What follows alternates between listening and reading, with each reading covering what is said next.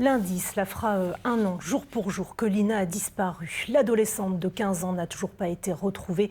Mais le procureur de la République a tenu ce matin une conférence de presse où quelques éléments nouveaux ont été dévoilés.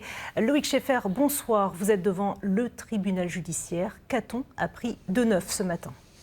Eh bien Nadine, pas de grande révélation sur cette affaire, mais le procureur de la République a tenu à donner cette conférence de presse pour démêler un peu le vrai du faux après les informations qui ont fuité dans la presse ces dernières semaines, notamment depuis cet été et l'identification d'un nouveau suspect, le principal même suspect de cette affaire, Samuel Gonin. Ce dernier, originaire de Besançon, s'est suicidé le 10 juillet dernier, avant même que les enquêteurs ne s'intéressent à lui dans le cadre de cette affaire. Et l'étau se resserre autour de cet homme, puisqu'on est désormais certain qu'il était présent à Plaine le 23 septembre dernier, le jour de la disparition de Lina.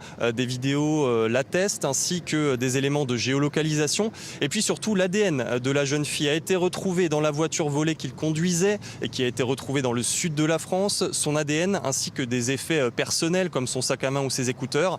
Et élément le plus important peut-être à retenir aujourd'hui, l'ADN de Lina et de Samuel Gonin ont été identifiés sur une corde retrouvée, elle aussi dans le coffre de cette même voiture volée. Voici ce qu'en dit le procureur de la République. Écoutez. Sur l'une de ces cordes, on retrouve l'ADN de Lina et également l'ADN de Samuel Gonin, ce qui tente à démontrer qu'à un moment ou à un autre, Lina a été ligotée. Je précise que tous les ADN qui ont été isolés dans ce véhicule sont des ADN de contact. Aucune trace de sang n'a été détectée donc à l'intérieur de la voiture. Nous avons pu joindre cet après-midi par téléphone l'avocat de la maman de Lina. Ils ont été informés des dernières avancées de l'enquête. Voilà quelques jours déjà. Pour l'instant, ils ne veulent pas s'exprimer et ce sera sans doute le cas jusqu'au dénouement de cette affaire. Ils essayent de garder espoir. Merci beaucoup Loïc Scheffer pour toutes ces informations. C'était donc le 23 septembre 2023. Lina disparaissait dans la vallée de la Bruche. Retour sur une année d'enquête avec Marie Coulon et Isabelle Asside. Il est désormais le suspect principal. Quel rôle Samuel Gonin a-t-il joué dans la disparition de Lina ? C'est dans la voiture de ce quadragénaire que l'ADN de l'adolescente a été mis en évidence par les enquêteurs en juillet dernier. Pas de traces de sang, mais de l'ADN de contact retrouvé sur une ceinture arrière. Des effets personnels de la jeune fille, dont son sac à main, mais aussi sur des cordelettes servant probablement à la ligoter. Une avancée majeure dans une enquête de longue haleine. 23 septembre 2023. Lina, 15 ans, disparaît sur cette route départementale entre son domicile de Champenay et la gare de Saint-Blaise-la-Roche. La jeune fille doit y prendre un train pour Strasbourg où l'attend son petit ami. Mais à 11h22, son téléphone se coupe, elle se volatilise. L'ancien maire de Plaine est sans doute le dernier à l'apercevoir. Elle marchait avec son téléphone à la main et on ne pouvait pas penser à quoi que ce soit. Très vite, les recherches débutent. Les étangs et les bois du secteur sont ratissés. Sur le terrain, gendarmes et citoyens se relaient. La piste de l'enlèvement est privilégiée. Sur la foi de témoignages, des habitations et des voitures sont perquisitionnées, comme ici à Bellefosse. Ils recherchent une Clio de couleur sombre qui apparaît sur des images de vidéosurveillance près du lieu de la disparition de la jeune fille.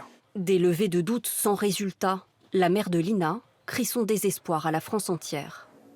Comme toute maman, vous comprendrez bien que c'est difficile, c'est une torture de ne plus avoir son enfant près de soi. En début d'année, l'enquête rebondit. La justice rouvre la plainte pour viol classée sans suite, déposée par Lina en 2022. Suivra le placement en garde à vue de 3 personnes pour des incohérences de planning le jour de la disparition. Mais là encore, c'est l'impasse, jusqu'à cette découverte il y a 3 mois.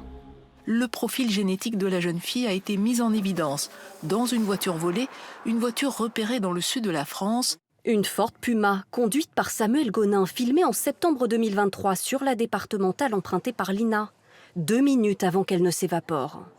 Cet enseignant en dérive professionnelle et sociale depuis une séparation est connu de la justice pour plusieurs méfaits. Braquage d'une vieille dame à Besançon ainsi qu'un petit supermarché Vival en août l'an dernier. Ayant désactivé son GPS, c'est à partir de l'exploitation du système multimédia du véhicule que les enquêteurs reprennent les recherches en août dernier. À Anould, dans les Vosges, puis dans ce bois de Saule en Haute-Saône.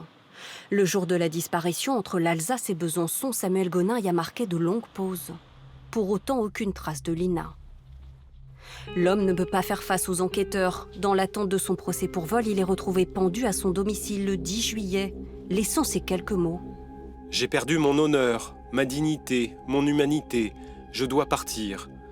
Malgré ce décès, l'enquête se poursuit activement. D'autres recherches devraient être entreprises dans les prochaines semaines pour retrouver Lina.